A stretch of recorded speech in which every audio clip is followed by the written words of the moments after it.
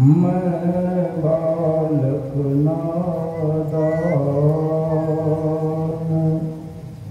कृपा सिंधु तुम हो गुरु, दूर करो अज्ञान। धन्य धन्य सद्गुरु सुखद महिमा कर न जाए। जो कुछ कहो तुम्हारे कृपा, मोते कछो न बसाए। संत सरल चित जगत हित, जान सुहावसने।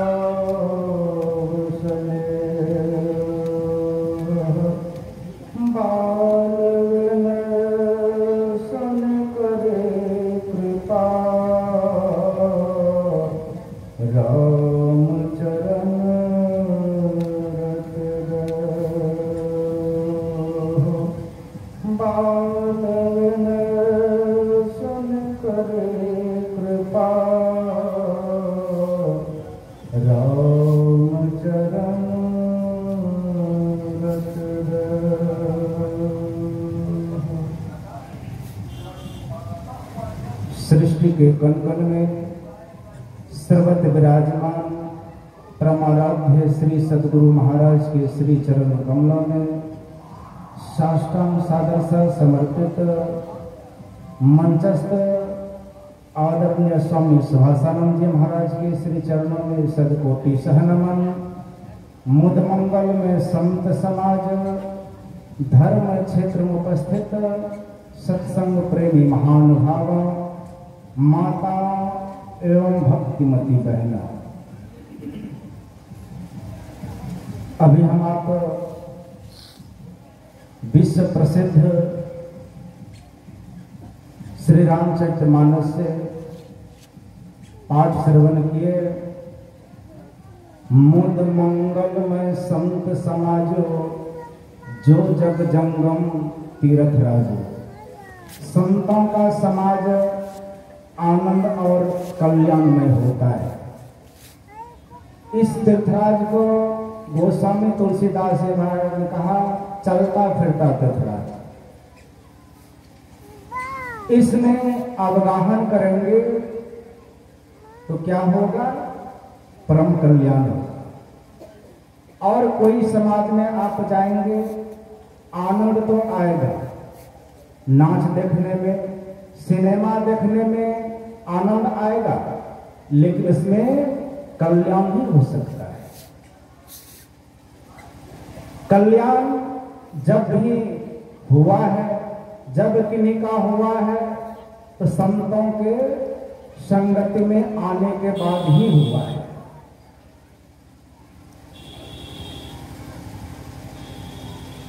ऐसा विचार संत महात्मा हम सबों को बताते हैं। और संत होते कैसे हैं? जिनका हम संग करेंगे तो शांति को प्राप्त करेंगे। संत कबीर साहब ने कहा, चाह गई चिंता मिटी, मनवा बेपरवाह, जाको कछ न चाहिए, सोई साहनशाह। ऐसे संत होते हैं जिनको कोई चाहना नहीं, जिनके अंदर कोई मांग नहीं, जिनके अंदर कोई कामना नहीं। ऐसे संत होते हैं। जो काम में बदनाम हो, जिनके अंदर मांग भरी पड़ी हो, ऐसे संत नहीं हो सकते। उपनिषदकार ने कहा, भिद्यते हृदय ग्रंथि छिद्यन्ते सर्व संशयाः, क्षीयन्ते चास कर्माणि तस्मिन् दृष्टि परावरे। जिनकी ग्रह के अंदर गांठ नहीं हो, जिसके अंदर कोई प्रकार की कामना नहीं हो, जो इस जीव आत्मा को उस परम पिता परमात्मा से मिला लिए हो, ऐसे संत होते हैं। ऐसे संत के संबंध में भगवान श्री राम ने खुद कहने की कृपा की, भक्त जनों को उपदेश दिए, तुम लोग कहां जाओ। मां सबरी के माध्यम से समझाते हैं कि प्रथम भगति संतन कर संगा, दूसरे रति मम कथा प्रसंगा। प्रथम संग संतों का करो, जिससे परम कल्याण होगा। अन्यथा आप समाज में संग करेंगे तो जो जैसा का संग करते हैं वैसा वो बन जाते हैं। डॉक्टरों का संग करते हैं तो धीरे धीरे एक न एक दिन वह डॉक्टर पद पे चले जाते हैं, डॉक्टर बन जाते हैं। इंजीनियर का संग करते हैं, इंजीनियर बन जाते हैं। और आप महापुरुषों का संग करेंगे, क्या बनेंगे? चोर बनेंगे, डाकू बनेंगे, लुटेरा बनेंगे? नहीं, आप भी संत पद को प्राप्त कर लेंगे। और जब संग करेंगे ही नहीं, जैसे तैसे मन से संग करेंगे, जैसे तैसे मन से सुनेंगे, फिर आप जैसे के तैसे रह जाएंगे, आगे नहीं बढ़ सकते हैं। इसलिए सुनना कैसे है? संत कबीर साहब ने कहा, तन थिर, मन थिर, वचन थिर, सुरत थिर। इतने जब अपने अंदर स्थिरता लाएंगे तो आप सुन पाएंगे। नहीं तो सब कोई बैठे हैं अभी सत्संग में, अब मन घूमेगा खेत में, खलियान में, बाजार में, हाट में, तब रंग नहीं लगेगा। अब आपको कपड़ा रंगना हो, आप बाल्टी में साफ पानी ले लिए हैं, रंग भी उसमें घोल दिए हैं। अब कपड़ा को आप अच्छी तरह से साफ कर लिए हैं, सुखा लिए हैं।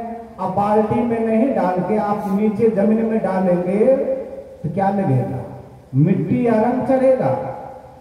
उसमें मिट्टी लग जाएगी, रंग नहीं चढ़ेगा। तो आप रंग घोले हैं, कपड़ा साफ किए हैं, बाल्टी में डुबाइए, रंग चढ़ जाएगा।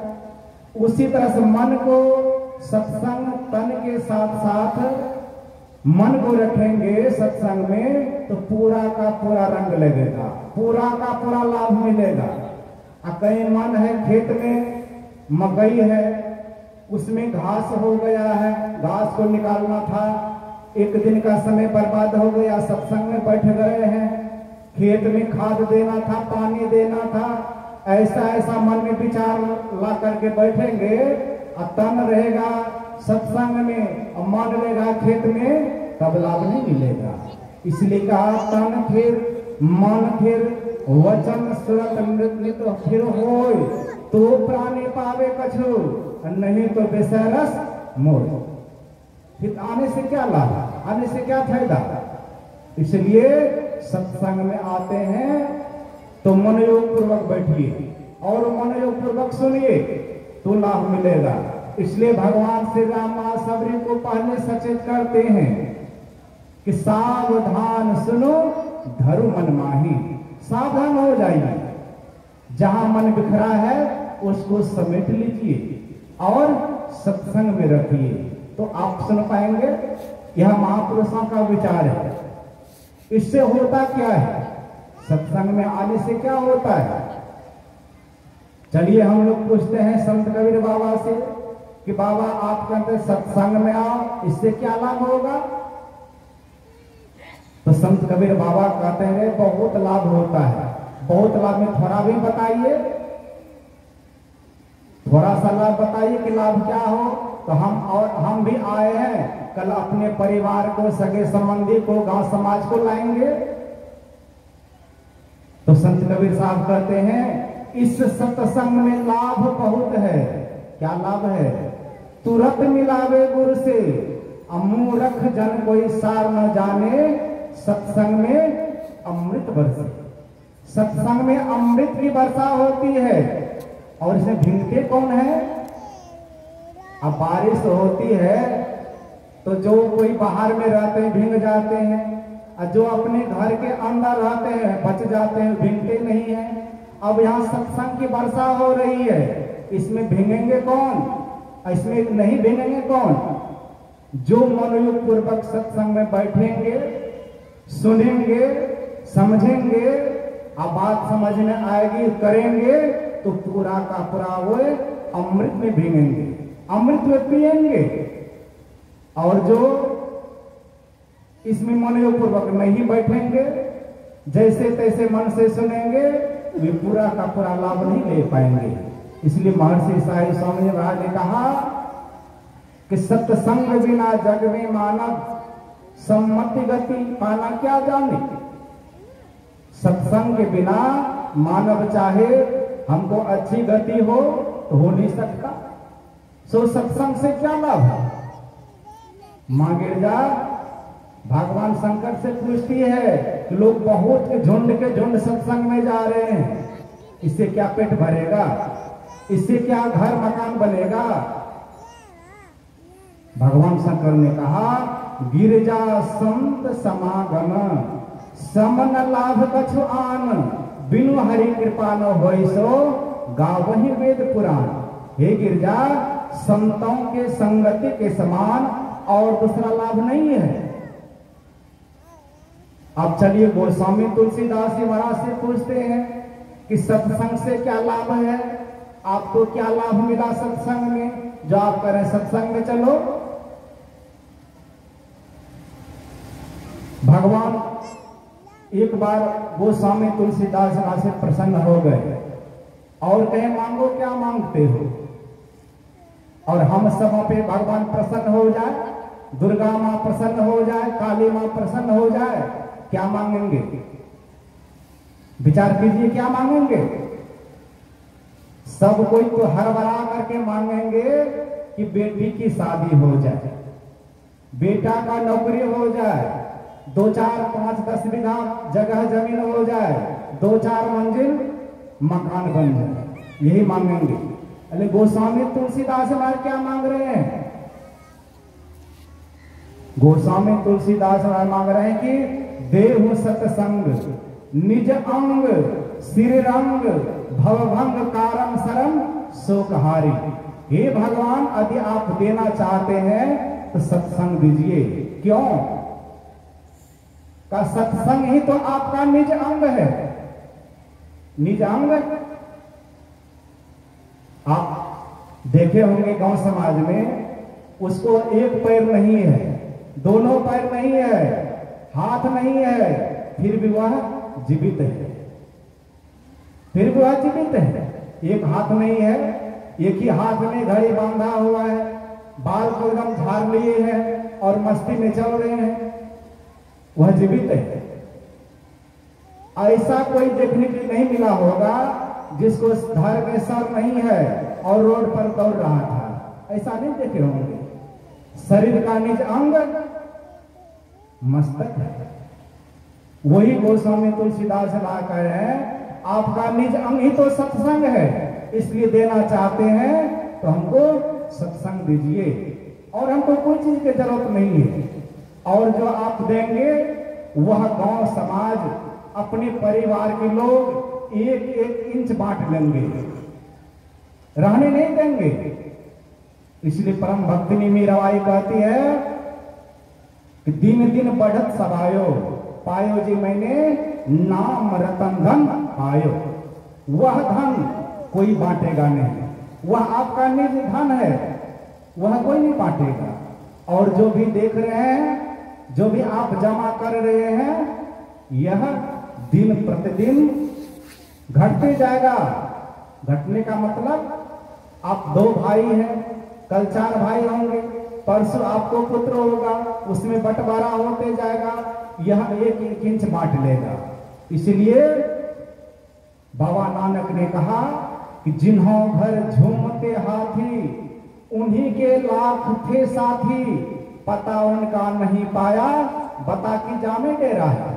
उनका डेरा कहाँ है पूछिए?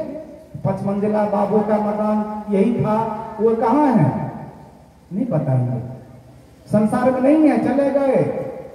इसलिए पड़ी रहे महल महलायत, धड़ी रहे लाख की दौलत, यह बिस्तर खाक में होंगे, सदा जंगल में डेरा है। गुरु नानक यहाँ ज्ञानी, जिन्होंने गौर कर देखा, जगत धोखे की टट्टी है, न मेरा है न तेरा है। यह किसी का नहीं है। जिसको पा करके आप ना जाने कितने मने मन मस्त रहते हैं, हमको इतना धन है, इतना संपत्ति है, क्या वह आज है? आज नहीं है। इसलिए संत महात्मा कहते हैं कि अपने अंदर चलो। अंदर चलेंगे आप जमराज के राज से बाहर चले जाएंगे। आपके ऊपर अब जमराज का दाव नहीं गलेगा, और आप जिनके राज में रहेंगे, जिनके अंदर रहेंगे, उनके शासन को मानना पड़ेगा। नहीं मानेंगे आपके ऊपर सजा की जाएगी, आप सजा के भागे बनेंगे। अभी जहां हम लोग रह रहे हैं, यह अंधकार मंडल में रहना होगा, और अंधकार मंडल में रहना यानी जमराज के राज में रहना। और जमराज का शासन क्या है? बहिया पकड़ जम ले चले, कोई संग न साथी हो।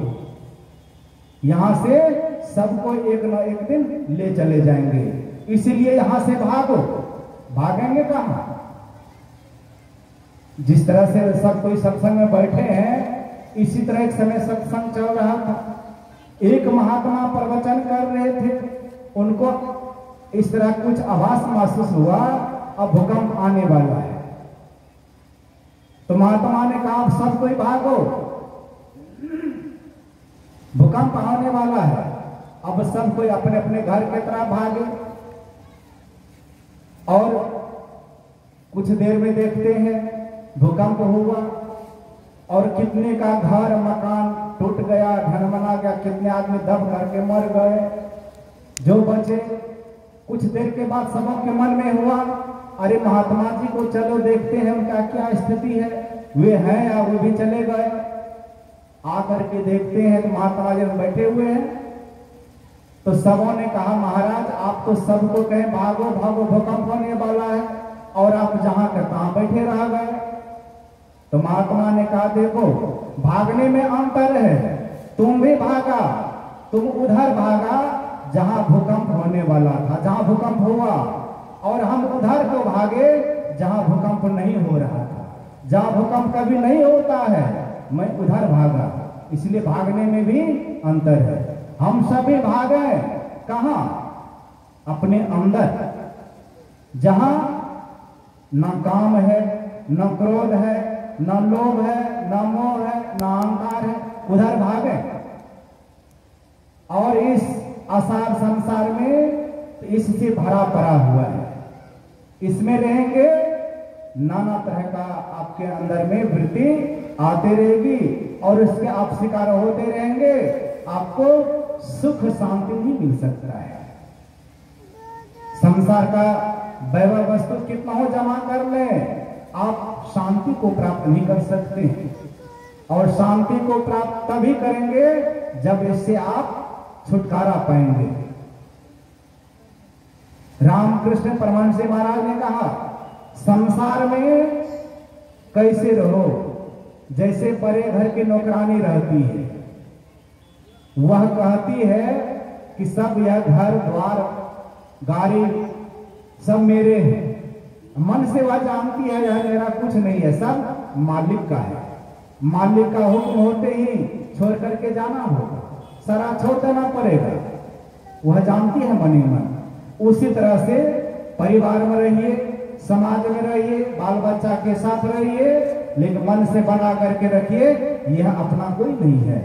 अंत हो तो ही तजे के पामर, तू ना तजे अभीते, मन पछतई है अवसर बीते। एक दिन पछताना पड़ेगा, इसलिए नहीं पछताना पड़े इसका उपाय है संतों से सदुक्ति को जानिए, और जानकर अपने अंदर चलिए, तो आपको चार चार फलों की प्राप्ति होगी। जिसके संबंध में सुने हैं, सुनी समझहि जन मुदित मन, मज्जहि अति अनुराग, लवहि चारि फल अछतनो, साधु समाज प्रयाग। मनोयोगपूर्वक संतों के समाज में बैठेंगे, सुनेंगे, बात समझ में आएगी तो आपका काम बन जाएगा, आप मालो माल हो जाएंगे। इन्हीं चंद शब्दों के साथ अपनी वाणी को विराम। बोलिए प्रेम से श्री सद्गुरु महाराज की जय।